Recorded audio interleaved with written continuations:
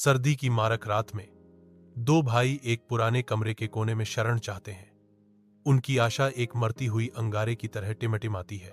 गर्मी की कमी के कारण वे अपनी मां के पुराने दुपट्टे को पकड़ते हैं, जो आसन्न ठंड के खिलाफ एक नाजुक ढाल है। बड़ा भाई छोटे को करीब खींचता है, दुपट्टे की थोड़ी सी गर्मी साझा करता है।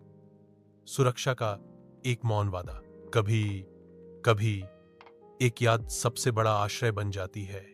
कमरे में गूंजती है, जो गर्म दिनों की एक दिल दहला देने वाली याद दिलाती है।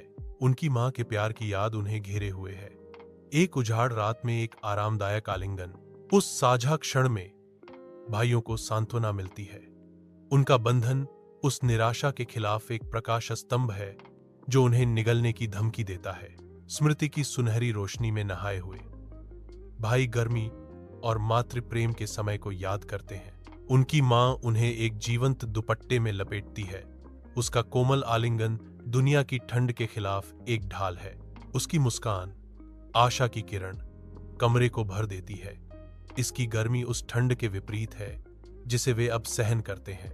अगर आपको ठंड लगे तो अपनी मां का दुपट्टा ले लो मेरे बेटे, वह फुसफुसाती है।